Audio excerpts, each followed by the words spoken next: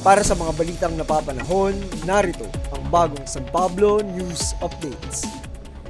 Muling inihatid ng pamahalaang lokal na San Pablo ang programang Ugnayang Nasa Barangay ang Gobyerno na pangunahing programang pangkaunlaran ni Mayor Najib B. Kapangada sa Barangay San Lucas 1, San Lucas 2 at San Pedro.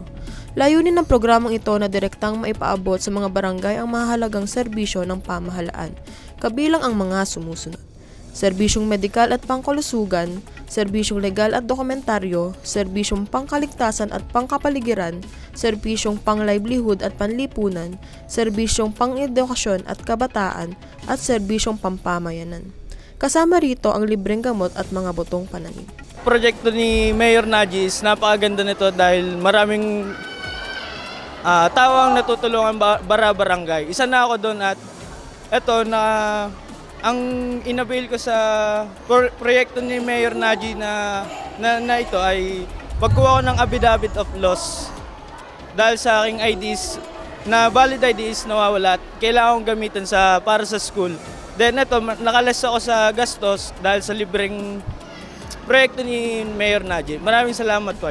Isang magandang araw po. Nandito po ako ngayon sa Barangay San Lucas 1 sa Covered Court kung saan ginaganap ngayon ang NBG, nasa barangay ang gobyerno.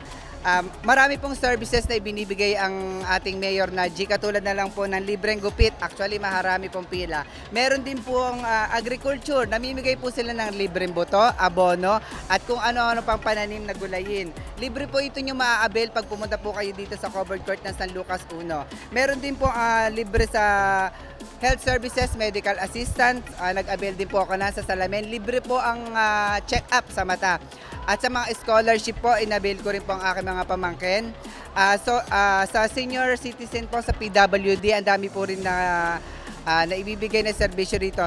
Napakaganda po ng NBG na ginagawa dito sa mga barangay. Ibinababa na po ang serbisyo sa barangay na dapat po ay pupunta lang sa munisipyo. Ito po ay napakaganda at saka makakatipid ang ating mga kabarangay dahil hindi na po sila umaalis. Mayor Najib, maraming salamat sa iyo. Mabuhay ka.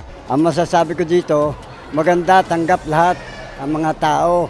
Ang hiningi ko lang yung nagpagupit ako, nagpa-BP. Salamat po, Mayor Kapangada.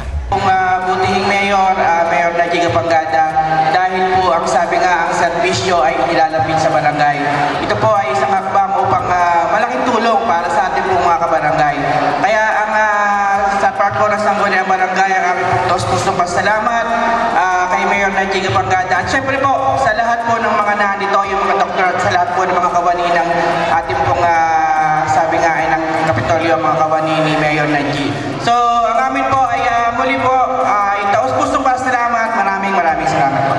Ito si Lira Kate Bunyi, DLSP Inter mula sa City Information Office para sa bagong San Pablo News Update.